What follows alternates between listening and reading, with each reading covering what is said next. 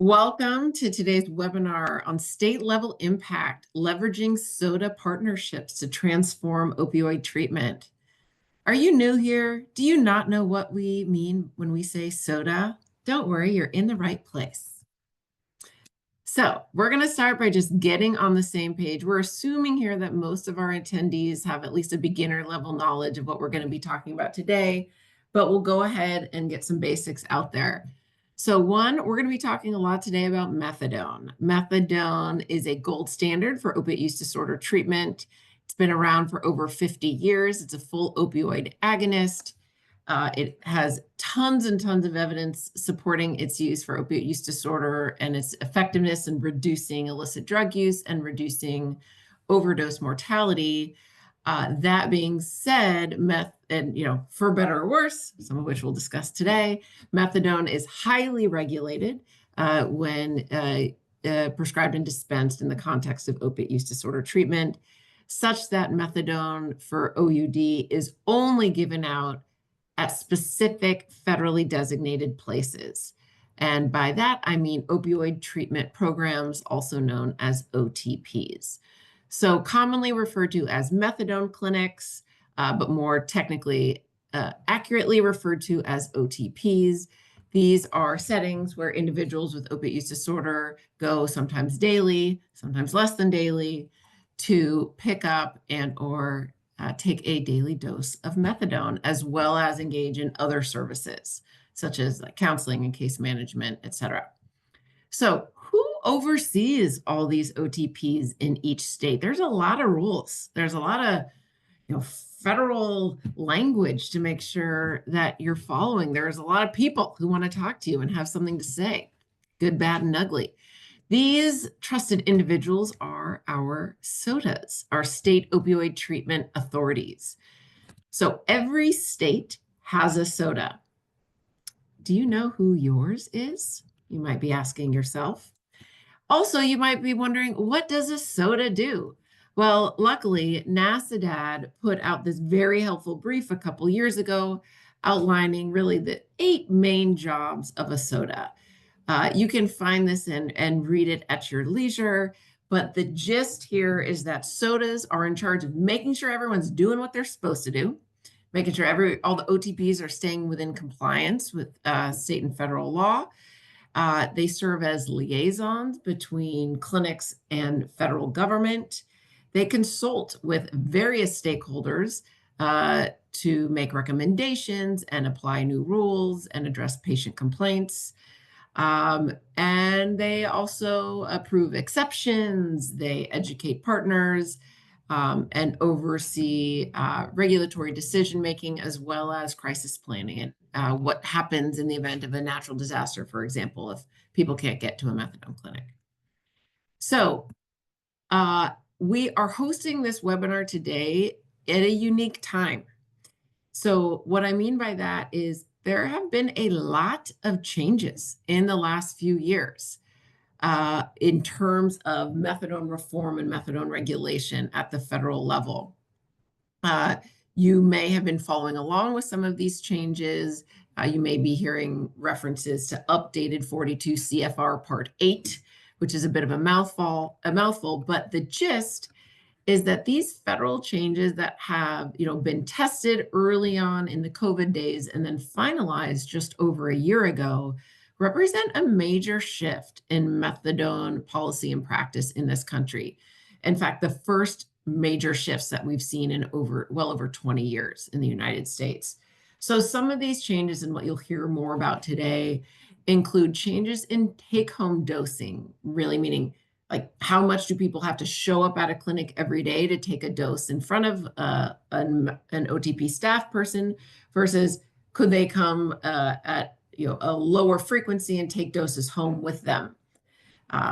So there have been loosened regulations on that front. Also loosened regulations in terms of telehealth. Can we start people on methadone using audiovisual equipment? Can we start people on buprenorphine using just a phone call? What about mobile methadone and expansions there? What about the 72-hour methadone rule, which applies to hospital access and the hospital's ability to get people started on methadone for 3 days, which is new? Also, this is sort of buried in some technical language and legalese, whether or not there is a quote unquote counseling requirement that goes hand in hand with the receipt of methadone. But the new regulations sort of formalize and are more explicit that no, there is no such requirement. So we are very excited to get into some of this today and have a conversation with three of our country's esteemed SOTAs. A little bit of level setting here at the top before we go around. I just want to set this conversation in the context of what it is and what it is not. So today is an opportunity, a rare and fortunate opportunity for us to hear directly from state authorities about methadone reform. So this is going to be a conversation. We're going to hear about their experiences, their ideas, their preferences, their highs, their lows, etc., as well as their suggestions and recommendations for how we, as local advocates or providers or people with opinions can get in there. Now, just to be clear, today is not a time to really get the inside scoop about what the heck is happening at the federal level. We are not going to be asking them questions about what's happening in Congress, what bills are going to get passed or not passed, what's happening in terms of our federal budget or reimbursement rates, or even the existence of SAMHSA. Okay, all that's off the table. So we can have those conversations in the privacy of our own homes and offices. I am going to close out these slides. And so now it's really just the four of us having a fun chat. So I will take this opportunity to introduce our panelists here, or rather, I will have you introduce yourselves. We'll go Rhode Island, Colorado, and Ohio. As you introduce yourselves, please share your name, where you're from. Also, what makes your state and SOTA role a bit unique? Tell us just a brief blurb about the methadone landscape, as well as like how long you've been in the role, anything that we should keep in mind about how your SOTA role or office is structured to get this conversation going. And last thing I'll say for now, as you all do this, please, attendees, go ahead and put in the chat, what do you think a SOTA does? Let's see the type of knowledge and information that we're starting with. So go ahead and put in the Zoom chat what you think a SOTA does while we get going with our introductions. So take it away, Linda. Well, thank you first and foremost for having me. One of our jobs of the 8 jobs that we have to do is to educate partners about OTP services and medication for opiate use disorder being the gold standard. It really works. It's got a bad reputation from some people who've been around for a really long time. And that's for some reason why such restrictive rules have been in place, because we want people to see that there is oversight, there's quality care, and people really do recover. My name is Linda Mahoney. I'm the Associate Director here in the state of Rhode Island for the Department of Behavioral Healthcare, Developmental Disabilities in Hospitals, which means we're a small state, and because we're so small, we have a lot of things underneath our roof. I have this privilege of also being the Vice President of the SOTAs and the National Association of Substance Abuse Agency Directors. It is a privilege because during crises, during COVID, during disasters, we can reach not just across the borderline of our states, but we meet regularly to talk about the best way to respond to disasters, how we can help each other through the crisis. Those 35 years of work experience in counseling and working in the field, you learn quite quickly that the best thing you can do is to get someone else's thoughts and ideas before you make your own decisions, because then they're valued. And I value the other SOTAs across the country, and I'm hopefully you will too, because that is their content expertise. And if they don't have the answer to your questions through DEA or through SAMHSA, we certainly work very closely together to kind of make sure we can get through the policies and procedures and some of the stuff that's very often really difficult to get through. I am the SOTA. I'm also the Associate Director. So as I said, we wear a lot of hats. We have 17 opiate treatment locations in this very small state.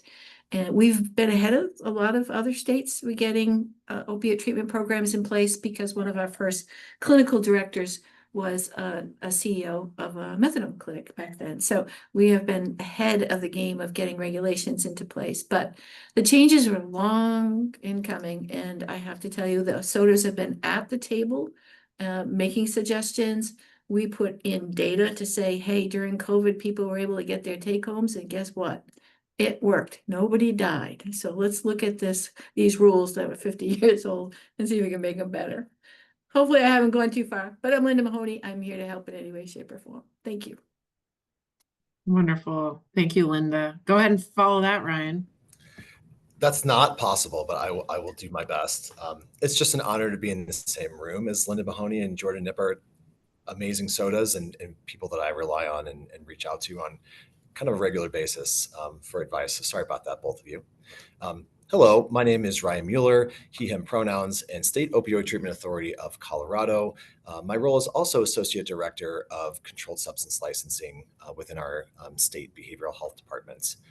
And I echo everything that Linda had to say, really. That's the SOTA role. Maybe I'll add this, that part of the role, I believe that we are public servants. We're people that, yeah, we uphold state and federal rules around OTPs.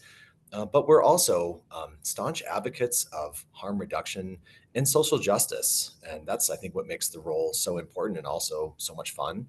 We're there to address stigma head on and to be that voice to providers, to the system, and especially supporting the carceral system as we welcome this level of care there. In Colorado, we're kind of middle of the road in terms of population. We have like 5.8 million people, pretty average amount of square mileage as well. For OTP counts in the last 4 years, and that's about how long I've been in this role, we've expanded our OTP licenses across the state double. We are now up to 52 OTPs. That includes 2 mobile medication units and 4 brick and mortar medication units. So for those of you that aren't really familiar with that concept, think about like a diet OTP that can branch out into rural and frontier communities to reach people that have smaller censuses and to be able to support the business needs of OTPs to be able to do that sort of work. And I think another thing to just mention is, how is my state unique? Well, the SOTA is housed within that Behavioral Health Administration, and we oversee all behavioral health agency licensing and regulation, along with grant procurement and public advocacy and education, all that good stuff. Said another way, our state, we all share Gmail. So we have GChat, and it's really nice to be able to have that ability to connect with your partners, like in Medicaid or public health and environments or otherwise. And so I'm going to make sure, Rachel, that I've answered all of your questions. And then some. Yeah. Oh, What's that's that? great. Okay. Yeah. So yeah, Ryan, that's fabulous. I mean, clearly, every state is its own entity, and so no SOTA role is exactly the same as another. So Jordan, why don't you round us out here with the introductions? What do we need to know going into this hour to understand what's happening in Ohio? Awesome. Thank you, and good morning, good afternoon to everyone on the call. I am Jordan Nipper, the State Opioid Treatment Authority for the state of Ohio. I've been in this role about 2.5 years now, so I still consider that relatively new, working for a state agency.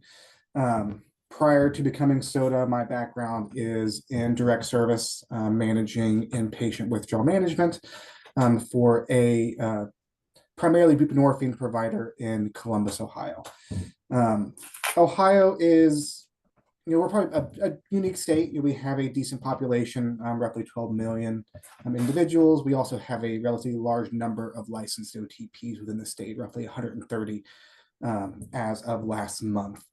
Interesting thing, especially with my tenure as SOTA, is we've seen a very large expansion across the state from roughly 29 OTPs in 2017 to that 130 mark here now, and by extension, a large increase in the number of individuals being served.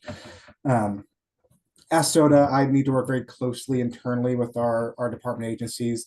Somewhat unique about Ohio is the SOTA role is separate from our licensing department. The SOTA role in Ohio is a part of our Office of Treatment Services, separate from our Bureau of Licensure and Certification. The state of Ohio does license roughly 2,400 individual providers, including those 130 OTPs. So my role is to provide a lot more of that technical assistance and support, not only to the OTPs themselves on the ground, but to our various internal state partners and our other sister agencies across the state. So it's very rewarding to work alongside those and work with my colleagues within the department to not only license new providers, but to continue to provide quality treatment as we progress through the pending changes, of which Ohio has added additional rules, which we'll touch on a bit later, to help align us with federal regulations, which went into effect back in January. So we're right now in the midst of that transition process between what the previous federal rules said compared to Ohio's rules versus what the new federal rules say alongside Ohio's new rules. So I'm happy to be here and happy to be alongside both Linda and Ryan. Okay. Thank you so much. Well, what fabulous and robust introductions. Okay, so let's get into the meat of this. Let's talk about these federal changes that have been, trickling out informally and formally over the last few years. This first question, maybe this is the psychologist in me, so bear with me. I really want to talk about feelings, and then we're going to talk about implementation. But so first, tap into really like how you felt when you heard about some of the loosenings, if you will, of regulations when you first got wind of them. These changes indeed represent a massive shift in how we think about methadone across this country.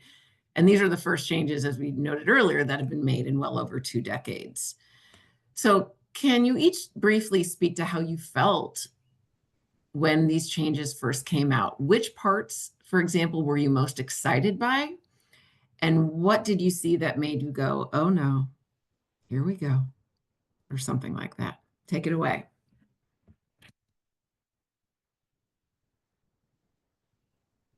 I'm gonna let Ryan go first. How's that this time?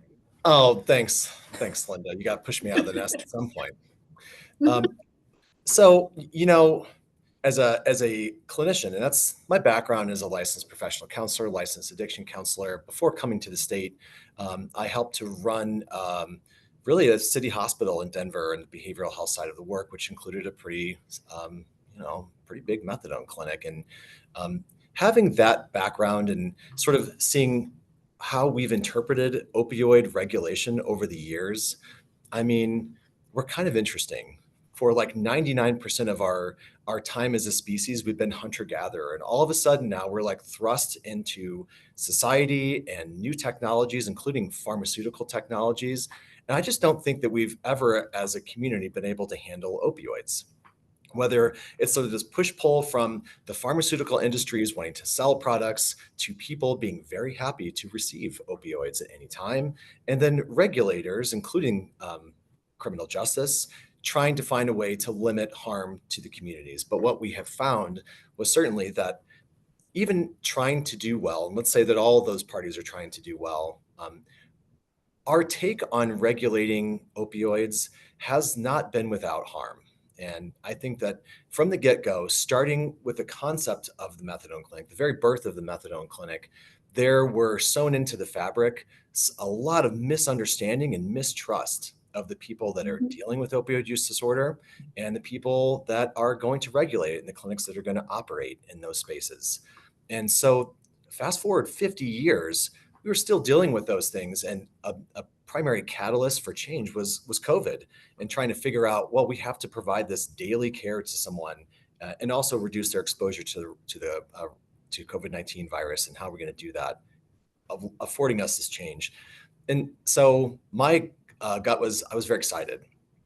On the therapeutic side of things, it's very anti-therapeutic to restrict and store power on just the side of the provider and sort of make patients, and I don't know how familiar the audience is with the inner workings of a methadone clinic and all the requirements and some of the restrictions. We could talk about that. But allowing a voice back to the person receiving care is always a good thing in behavioral health care. And so personally and professionally, I was pretty darn excited about that. as I said before, in my previous experience, helping to run a behavioral health side of a hospital, love the data, and we're constantly looking at things like, what's the length of stay in an OTP, and how effective is our treatment, and seeing that, wow, my gosh, some of the regulations that are tasked with trying to keep this community safe are actually having a hindrance on some of the performance that we could be looking at in a different way. And so to see some of those changes come into effect in the form of waiver early on and now into rule, we get to see some of those play out. We see increased length of stay in OTPs. We see increased census across our state. And we also, and I would say nationwide.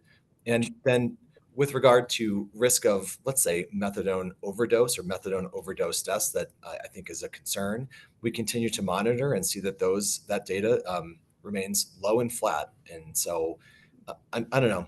I was pretty excited about it. Let's put it that way. I'll All pass it right. to Jordan or Linda. Yeah, I mean, I'll make one quick comment to piggyback off Ryan. When I first saw the pending federal regulations when they came out, probably a year or so before the final rules came out, one of my first thoughts were it was a great opportunity to begin individualizing treatment again. I noticed, at least in Ohio, and I can't speak for another state, but historically we've had very prescriptive rules when it comes to treatment of those within specifically opiate treatment programs. With providers being very rigid around what the specific either state of Ohio regulation or the federal regulation said they were required to do with things like take-home doses of methadone. So the new regulations gave a great opportunity to put that decision making back in the individual's hands and the provider's hands who are making that treatment decision, which was very important to me. Okay. So, Linda, anything that you have where you disagree, where you thought maybe these changes went a little too far or were perhaps dangerous? No, well, first of all, it's a massive change, right? So when people have been doing the same things every day, the same way, it takes a lot of education to really teach people that different things can be better, right? We started very early in Rhode Island by collecting data during COVID, like how many people died because they had extra take homes, how many people missed certain appointments. We didn't have it because we knew that the crux of this was, is this diversion? Do we need to have control over the medication because people will die if they have their own medication in their own hands? Or the opposite, the other side of the coin is the professionals that work in the field, the doctors, the counselors, the nurses who really know people, who know who has been attending, who can handle the safety of having the medication. We have to educate the public that this wasn't about punitive and holding back. This was about empowering. I think one of the biggest things, you talk about feelings, one of the biggest things that someone said to me personally was like, oh my God, they're letting me have my medications like real people, right? People who have their medications can take them at home, especially if they've been in counseling for years. They've proven they work, they hold a job, they're not, using substances. This person was empowered to be treated with a diagnosed disease like any other disease. That to me is rewarding for the people we serve. So it's not about what will they do, it's how they felt because they're doing the right thing and how that really relates to recovery. And I just, Excellent. one of the only thing, one of the things I was also really excited about was going up to 50 milligrams for fentanyl. We're in the middle of an opiate crisis. And if you're a physician and you're prescribing something the fentanyl is so strong. Our physicians really are a great, and I see one on here right now. They were like, it takes us a while to get to someone to a therapeutic level because the fentanyl was so strong. And our regulations required before this 30 milligrams is where you started from. And you could only go up little increments. So people were like so drawn to use while they were trying to, and they would fall off and say, hey, methadone didn't work for me. It's only because it took, you really needed to start at 50 milligrams. So that was one Yeah. of the things that excited about. I really appreciate you mentioning that. We didn't, in the intro, I didn't even talk about dosing limits and minimums and maximums. So that's really important. We obviously see and have been hearing a lot of parallels in the world of buprenorphine as well. That standard dosing from 10 years ago really just doesn't cut it. Thank Okay. you. So thank you all so much for humoring me and sharing your feelings. Now let's talk about what you've done. What have you implemented? I'm sure, y'all were chosen for this webinar for a reason, so you've probably done a lot, but pick maybe one example of something that you have implemented in response to these federal regulation changes. Can you talk about why your state prioritized that, how it's gone implementing it? And I'm going to throw something else in here. Can you please talk about the financial aspect of these changes? And what I mean by this is, we can pull on heartstrings all day long. We can rely on the good faith of OTP providers and, oh, this is the right thing to do. But particularly with the loosening of take-home flexibilities, that impacts their bottom line. If they let people take home more methadone doses and they don't come back for daily observed dosing, that means they don't get that reimbursement for the daily observed dosing. And I can understand how, from a provider perspective, they might say, I want to do that, but I can't afford it. I can't keep my clinic open if I adopt these changes. So if any of you are going to speak about loosening take homes, can you please make sure to speak to the financial, how you navigated the financial limitations? What I'll say to that is, we had a roughly 18-month period consisting of pretty significant public stakeholder meetings, public comment periods outside of our state required regulations on rule review.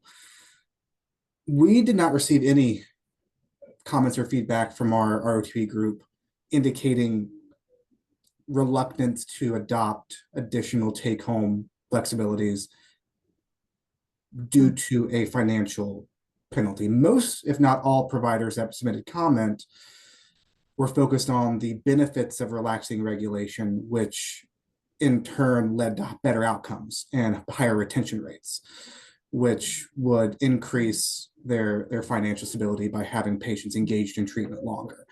Yeah. That's at least what we saw during our period. I would jump in and say, so this opened up new doors for our opiate treatment programs. We have mobile methadone. We have mobile units that can reach people where they are. We have medication units. We have, the option for methadone and buprenorphine in our prison.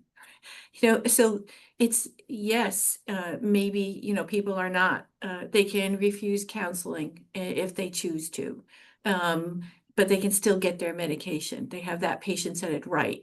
But they do still have that contact. They still have health homes in Rhode Island. So health homes might not just be addressing their opiate use disorder. We're also able to address their nicotine use, their need for housing, their need for physical, and so it's no longer, I think a lot of people think it's just focusing on their opiate use disorder. There's many things we can now do with health home services, and now we can expand. Waiting for people to come to us just doesn't work. People die. We're bringing methadone into the faith-based communities, into our churches. So the mobile unit allows you to do a lot more. So if you're thinking you're losing money, you're not thinking in a business model. You're thinking of how this will change things. And again, it will open it up to the hospitals giving out, buprenorphine and methadone. But you're working with the hospital, so the hospital send clients right to you as soon as they leave there. So you're actually getting a new well of clients being referred to you. So that's why I think our providers haven't pushed back. They see it as an opportunity to treat people better and farther. So that's my 2 cents, right? Well, I'm pleased to hear that providers in Rhode Island and in Ohio feel similarly to those in Colorado. Our providers have lauded these changes. And I think the data backs that up. In the last 4 years, since we've embraced these waivers, we've seen an increase in census of over 36%. We're now serving over 10,000 patients with methadone. And so these providers have seen more patients come through their doors. And to Jordan's point earlier, the length of stay in service. And by the way, research tells us that the majority of people that leave service, and Linda brought up a great point about induction dose and not getting people to the right space they need to be to manage their withdrawal symptoms. Most people leave treatment prematurely. And so to see people more comfortable in treatment and having a treatment model that works for their lives means they stick around longer. And so that's good for, like we said, bottom line, but it's just better for the community. So that was pretty neat.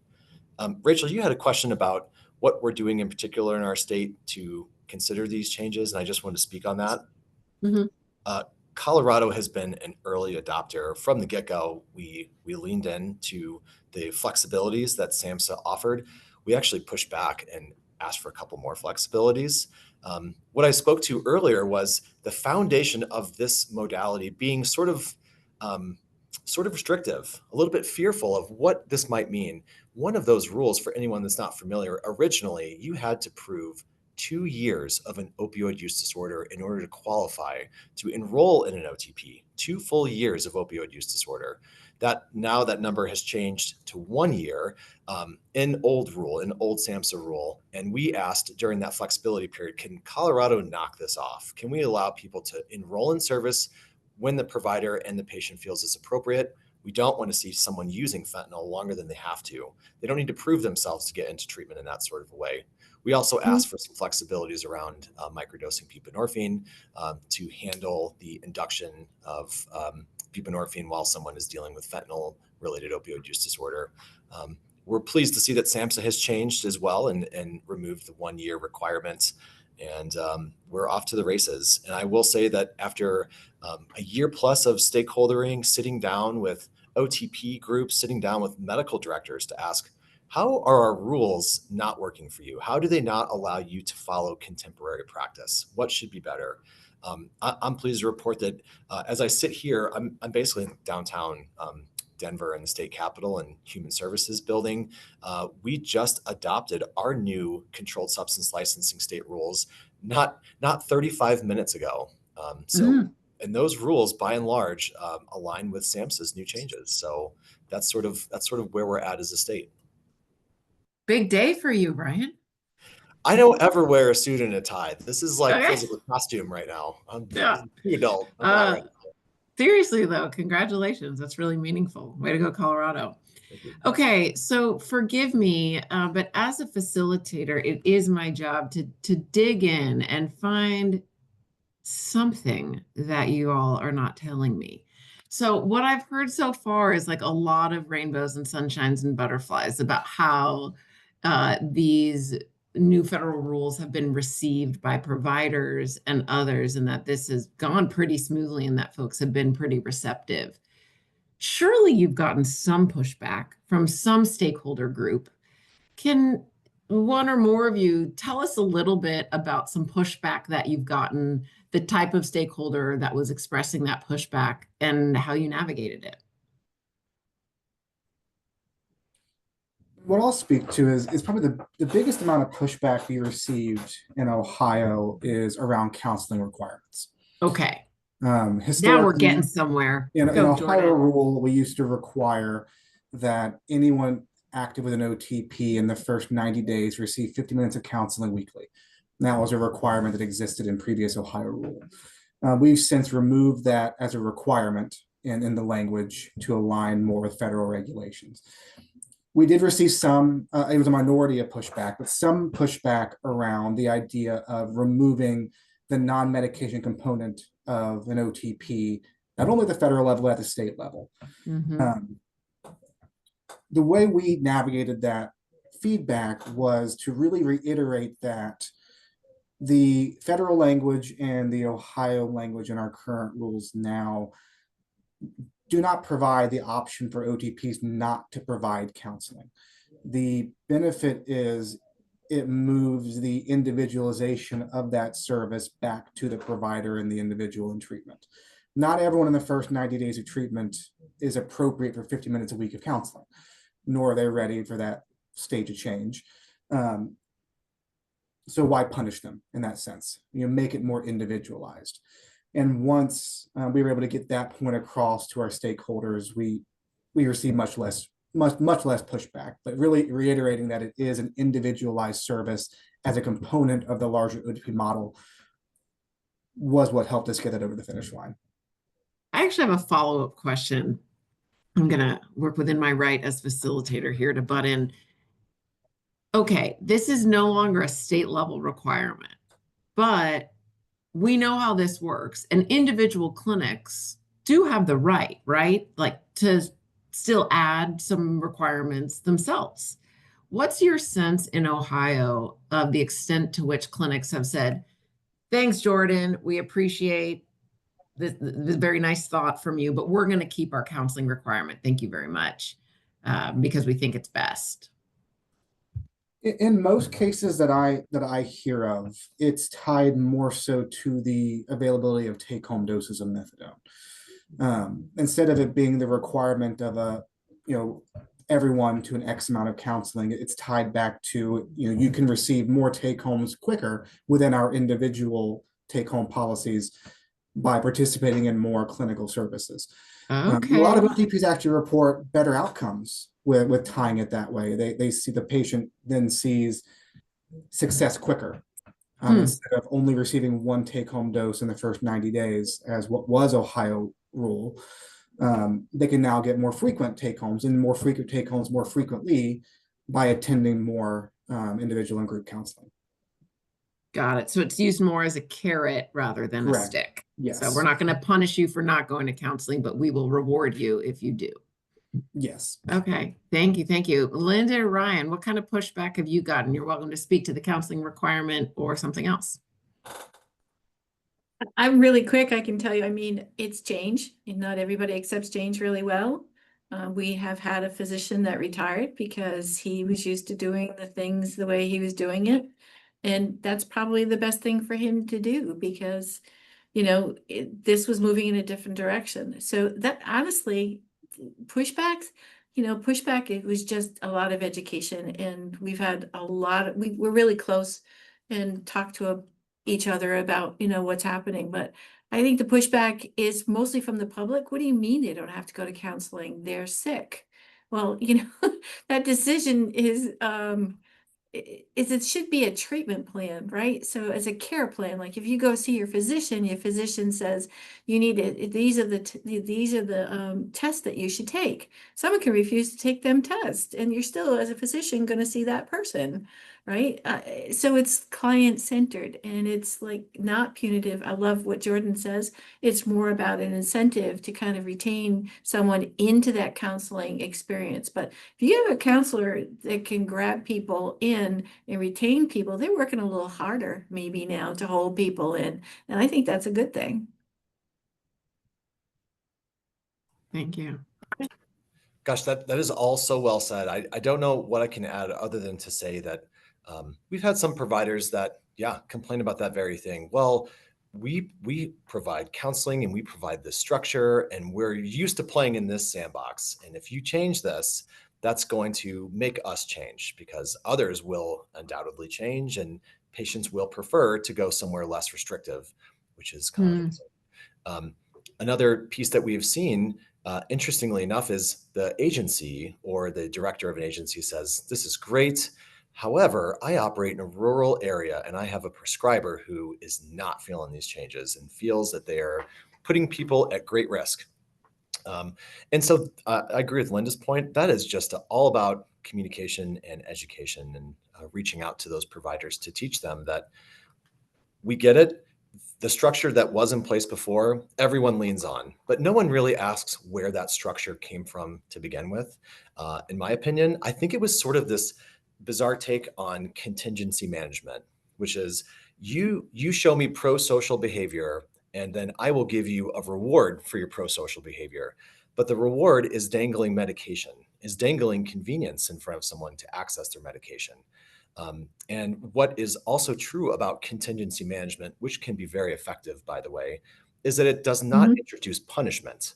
However, Mhm. when you remove someone's convenience to getting access to their medication, you are introducing a punishment. You're saying you have to choose between going to work this morning, getting that job, or coming in and taking your medication and waiting every day to get it. So people are going to have to make that decision. And unfortunately, that system of take homes caused harm.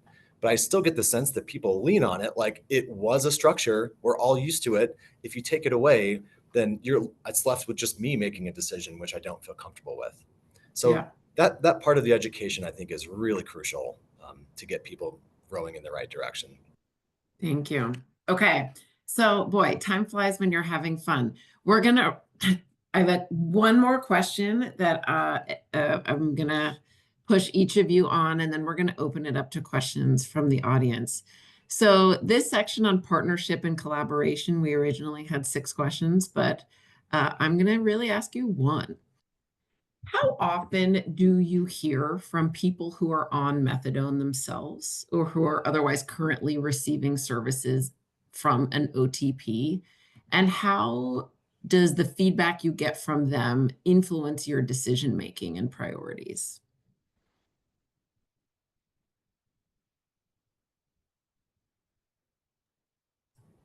Can you clarify that question a little bit? So how often do we hear from people that are in the clinics? Yeah, like the In the- patients, the clients, Oh, people, yeah. yeah, all the Okay. time. Say more, Linda.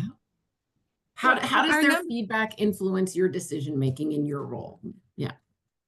Well, there's a couple of things. One, we have my phone number pasted on the wall, so if there is a grievance or there's a problem, um, they certainly can call, and they do, which rightfully so, because there's some confusion around the clients too. Why does Ryan get take home and Jordan gets take home, but I don't get take home? Why, instead of hearing from the medical director on the reasons why? So they say, here, if you feel like you've been treated unjustly or unfairly, please call your state opioid treatment authority, and they will help you through the grievance. We want them to work through their supervisors, their HRO, and their people internally, but that's a partnership that we help with. So it's like, not only did the agencies have problems with the changes, some of participants have been receiving methadone for 25 years. They're a little confused. Most of them are really happy, but if they have confusion, they can come to us and we can work it out. How does that reflect on my decisions? I audit every OTP. Well, my staff do, I should say. I don't do it anymore. But we ask 3 main questions every time we go in. Have you always been treated with dignity and respect? If you had a problem, do you know who you would go to? And especially if that problem is with the person you normally go to. And the third one, is there anything that they can do better to improve the services for you? That affects me because I will change regulations, or I will give that feedback back out of the audit on plan of correction. Hey, you know what? Your person who's receptionist at the table, meeting the person for the first time, you might need to talk to them about frontline, attitude. So there's this cooperation and this partnership. I'm not coming in punitive to the OTPs, even though I can, and I have, and I will. But it's also a partnership, a collaboration for better service to the people we all serve. Yeah. Thanks, Linda. And this payback off that, briefly, one benefit of the SOTA role in Ohio being separate from our licensing certification department, it gives me more flexibility to do more site visits for the purpose of interacting with individuals in treatment. So I do those fairly frequently. Well, I will meet with program staff and patients involved in a setting that's not, are you following the regulations, but tell me what's going on. How's it working in this part of Ohio? What are some things you're seeing that we may not see from a global setting? And that gives me perspective to take back to my leadership to say, this is what these pockets of the state are experiencing. Those who are in treatments in rural Appalachian, Ohio, in the Southeast are interacting with their treatment system very differently than those that are in downtown Cleveland or downtown Cincinnati. Thank you. In Colorado, we approach this in a couple of different ways. From the rules stakeholdering side of the equation, we actually asked OTPs if we could sit in their group rooms and invite folks that are receiving services into that space to review the new rule proposals and get a sense for what they thought about it. So that was like part of our stakeholder. I think we did that about 10 times throughout that process. But similar to Linda, and I'm sure Jordan as well, every OTP has our information on their walls as grievances. And my office is directly responsible for receiving those grievances, as well as reviewing critical incidents that might occur at a clinic. It's very often that we will hear from patients in that regard, that channel, and then we go and investigate and work with the OTPs. That is just part and parcel with the work. I do see a comment that I think is really important from Cambria King, who I really appreciate what they had to say about being in treatment but not knowing their SOTA. And that's a big deal. And I think that occurs everywhere. And so we're pretty clear with our OTPs that they need to educate to who they can go to on the regulatory side. If people do have a grievance, especially when you start to build out rural networks where you're the only show in town. And so patients are like, well, dang, if I file a grievance with you and you don't like me, you kick me out of treatment, I'm like 80 miles away from my next dose. So I'm going to keep it hush while I stay in treatment. We want to reduce that experience for people. We don't want them to feel that way. And so that's a pretty big deal for us. All right. Well, thank you so much. On that note, let's open it up to questions. So everyone, please don't be shy. The last 10 minutes of this are for you. I will start, though, with a question from Brandon Park, who I happen to know.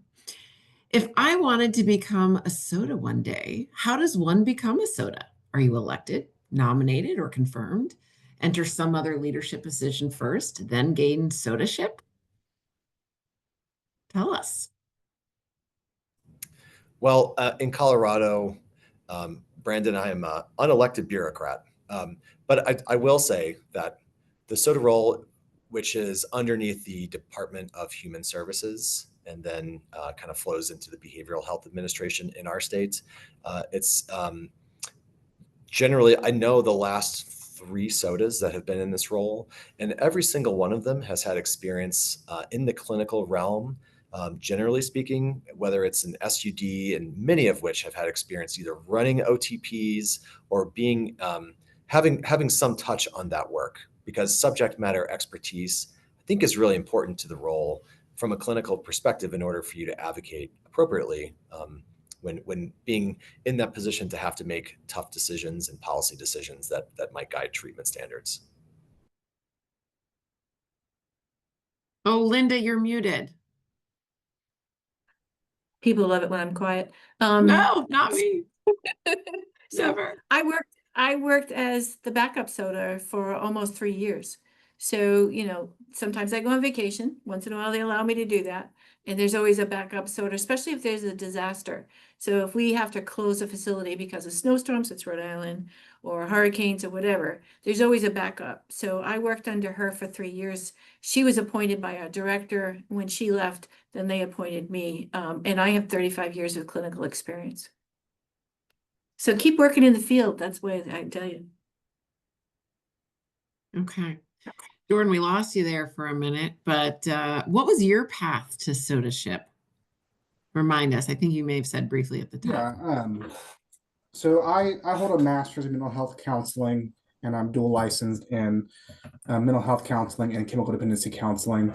The SOTA position in Ohio did not require the specific clinical background. It could also be in pharmacy, could be in law, could be in medicine.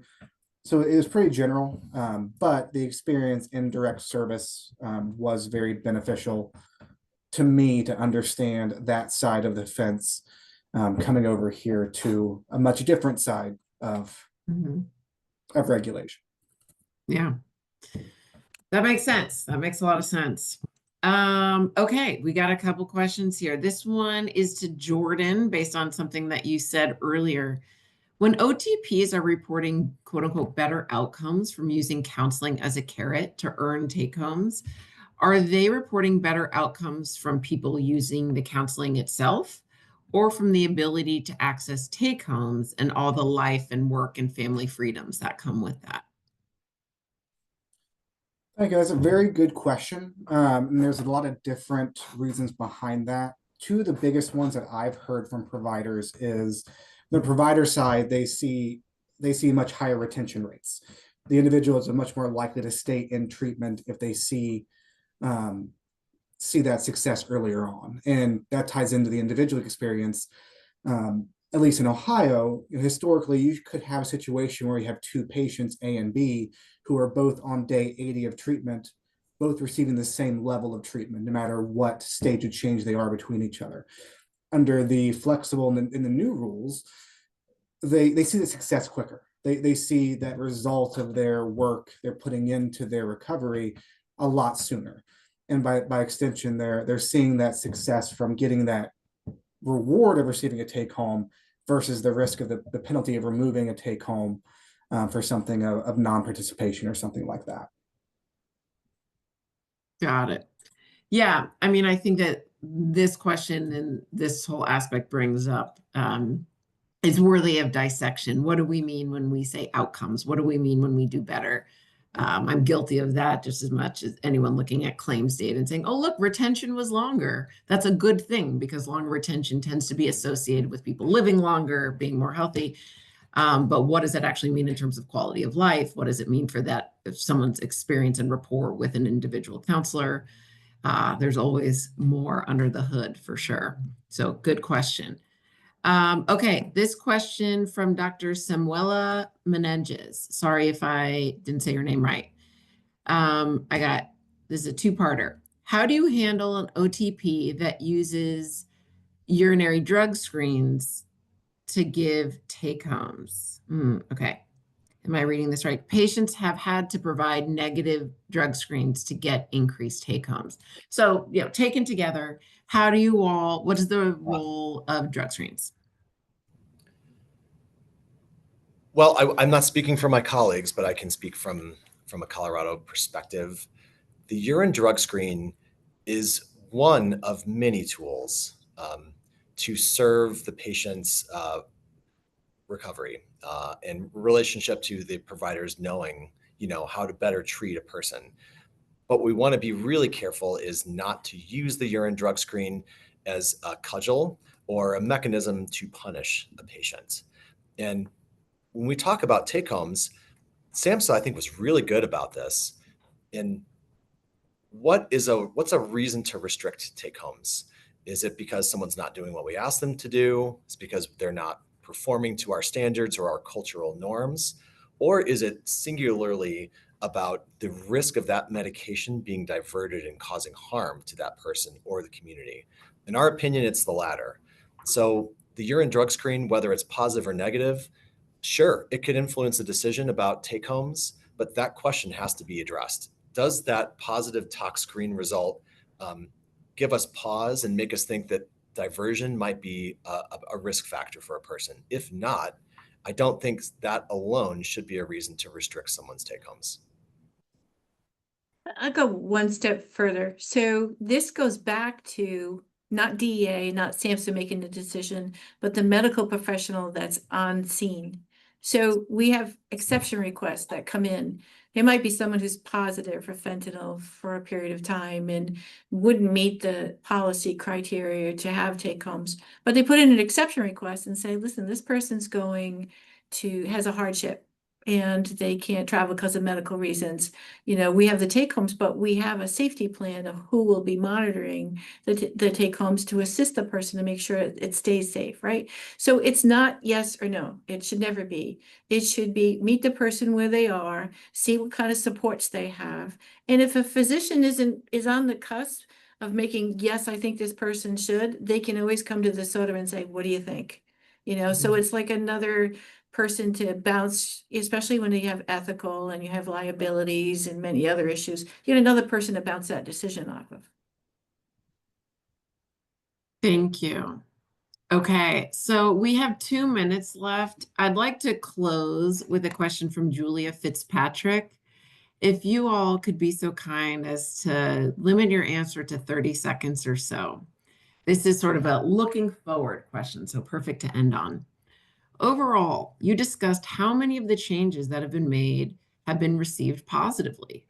What are some areas where you still think there's improvement needed that are within your domain? So, what would you like to tackle next in terms of further changes to the regulatory landscape in your state? I don't know if this is much a regulatory landscape, but the one area that I think nationally we need to tackle more so is getting more individuals working in this setting, especially prescribers working in this setting. I know one thing we've seen from the removal of the X waiver several years ago is we have not seen an increase in providers prescribing morphine and methadone. As we expand OTP sites, we're going to need to have an expansion in the provider network, or it's not going to be sustainable. Great. Thanks, Jordan. So another area that I don't think we're there yet, but we can get there is, I know lots of people who have been on methadone for 20 years and they don't want to go to a clinic anymore. They'd like to pick up their medication at the pharmacy. And there's a lot of conversations around it, and we've tried a little pilot programs in Rhode Island and did some research with Brown University, and it's been successful, but it always comes back to, where do we put this medication on the retail shelf? Where does it fit in? And we still have to do a lot of education with our, like CVS and Walgreens and our pharmacists about the people they're serving. There's still a lot of discrimination, especially in healthcare, about people that we're serving. So where do we still need to go?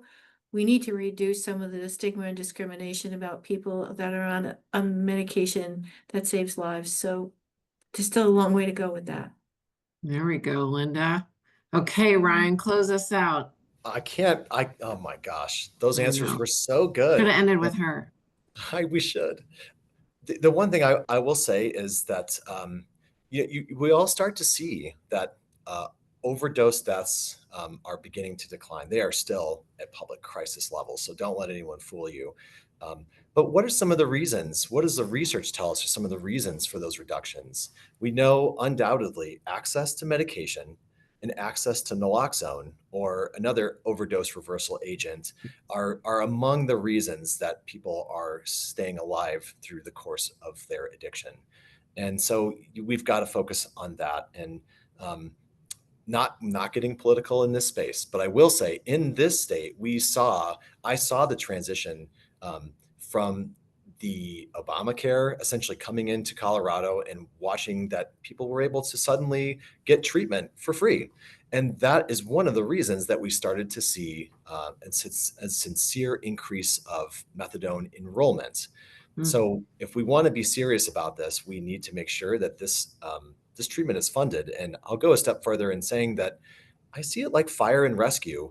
We might not make a ton of money off of methadone, but certainly when people are enrolled in care, the community and that person, they save a lot of money. And so we should really consider this in a different way and just keep access, whether that's at a legislative level, whether that's at a state Medicaid and policy level. But I mean, it's really everything. Well, that's a beautiful and perfect way to end. Healthcare access is important. Who knew? Okay, thank you all so much for joining us today. Thank you to my panelists, Linda, Jordan, and Ryan. Your expertise was invaluable. Really appreciate the discussion. And don't forget, register to the AMERSA conference in Portland, Oregon in November. Looking forward to seeing you all there. Thank you so much. Have a great day.